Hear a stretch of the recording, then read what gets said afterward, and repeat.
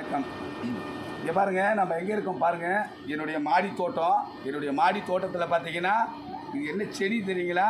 இந்த செடியை பற்றி நான் சொல்கிறேன். நீங்கள் எல்லோரும் லைக் பண்ணுங்கள், ஷேர் பண்ணுங்கள். இது மேலே தள்ளிடாதீங்க, உள்ளே போய் பாருங்கள். இது அற்புதமான மூலிகை.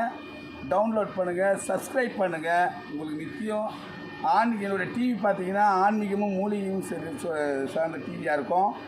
நீங்கள் அதை டெய்லி பார்த்தீங்கன்னா டெய்லி ஒரு மூலிகை சம்மந்தமாகவும் ஆன்மீக சம்மந்தமாகவும் நான் வந்து தெரிவிக்கிறேன்.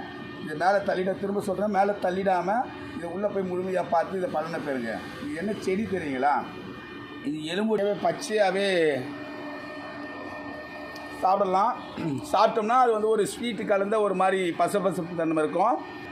அந்த எல்லையை நம்ம சாப்பிட்டோம்னா ஒரு நாளைக்கும் டெய்லி காலையில் வெறும் வயிற்றுல 5 கிராம் அளவு நித்தியமே சாப்பிட்டு வந்தோம்னா கால் வலி, முட்டி வலி, எலும்பு வலி, எலும்பு கிராக் இருந்தாலும், அப்புறம் இந்த தசைப்பிடிப்பு, சில பேருக்கு நரம்பு தளர்ச்சி, இந்த மாதிரி ஏதாவது ஒரு ப்ராப்ளம் மனுஷனுக்கு உடல் ரீதியாக பார்த்தீங்கன்னா இந்த நரம்பு ரத்த சம்மந்தமாக, நாணல் சம்மந்தமாக, ரெண்டாவது பார்த்திங்கன்னா எலும்பு தேய்மானம், அப்புறம் இந்த ஜாயிண்ட் பெயின், இது எல்லாமே பார்த்திங்கன்னா எதுவுமே வந்து எல்லாத்தையும் சீக்கிரம் விரைவில் சரி பண்ணக்கூடிய சக்தி உண்டு.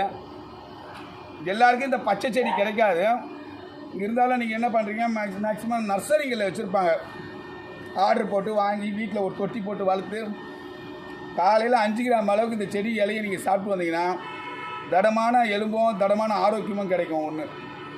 அப்படி இந்த செடி கிடைக்கலனா நாட்டு மருந்து கடைகளில் பார்த்தீங்கன்னா இந்த வத்தலாக இருக்கும். அந்த செடியோட தழையை பார்த்தீங்கன்னா வத்தலாக இருக்கும்.